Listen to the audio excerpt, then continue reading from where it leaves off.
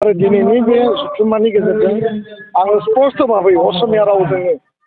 आसामनि गिबि मन्थ्रि, आसामनि सोलोंथाइ मन्थ्रि बा ट्राइबेल एफेयार्स मन्थ्रि BKWAC बड' कसारि वेलफेयार अट'नमास काउन्सिल जाय बिटिआरनि बायजोआव थानाय गोबां जोंनि बर'फोरा जिहेतु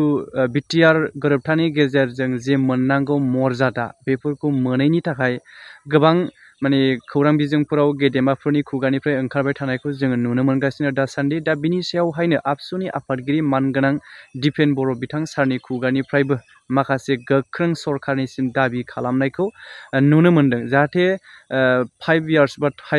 5 बोसोर टार्मसआनो जोबनोसै, अब्लाबो दासिमबो सरकारा जे BKWAC नि मावनांगौ खामानिखौ लेहेम खालामनानै होनायनि थाखाय दिनै गोख्रोङै बाथ्रा बुंनायखौ जोङो नुनो मोननाय जादों। जिहेतु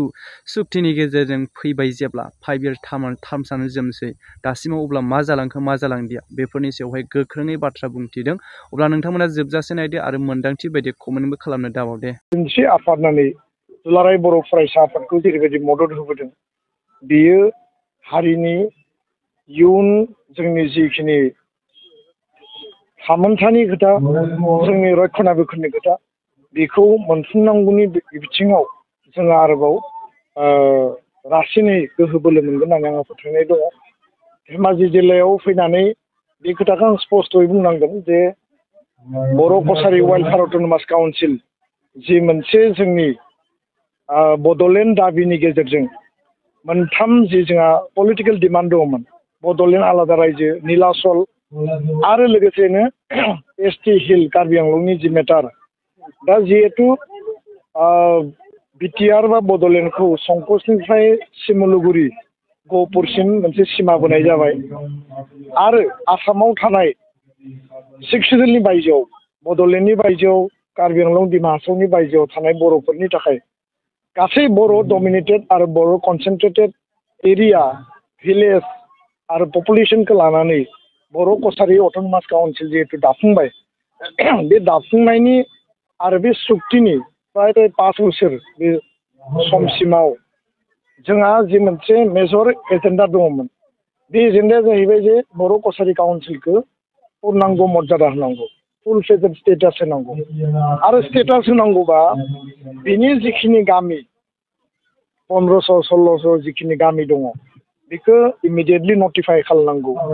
नटिफिकेसननि उनाव बे ओनसोलाव बिसायख'थि खुंनांगौ आरो मोनसे इलेक्टेड बडिया जिखिनि रायजो सरकारनिफ्राय बा स्टेट गभर्नमेन्टनिफ्राय फान्डिं मोननांगौ, बिनि इनफ्रास्ट्राक्चार डेभेलपमेन्टनि, रायजो राजानि जौगानाय, जोंनि स्कुल कलेजनि मेटारानो जा, जोंनि ओनसोलनि जोंनि इयुथफोरनि बा जोंनि भबिष्यत इमप्लयमेन्ट जेनेरेसनखौ लानानै बे बिथिङाव मावनो गोनां जोंहा जथेस्थ' दङ। नाथाय सरकारा बेखौ खोब डिले खालामदों, लेहेम खालामदों आरो दिनैनि बे जथुम्मानि गेजेरजों आङो स्पष्ट भाबै असमिया रावजों आसामनि गिबि मन्थ्रि, आसामनि सोलोंथाइ मन्थ्रि बा ट्राइबेल एफेयार्स मन्थ्रि रनज पेगु बिथां, गिबि मन्थ्रि डक्टर हिमन्त बिश्व शर्मा बिथांखौ खावलायदों जे गोख्रैनो फेब्रुवारि दानाव बाजेट सेसन फैगोन, बिनि सिगां बर' कसारि वेलफेयार अट'नमास काउन्सिलनि पूर्णांग मर्यादा गासै बेबस्थाखौ रोखायै खालामनांगौ आरो फान्डिं जि ग्रान्ट इन एइड बाजेट प्रभिजन जि दङ बेखौ थोजासे हरनांगौ, जाहाथे बे काउन्सिला खुनु आखाइ आथिं बेबायदि जिरायनानै थानाङाबासिनो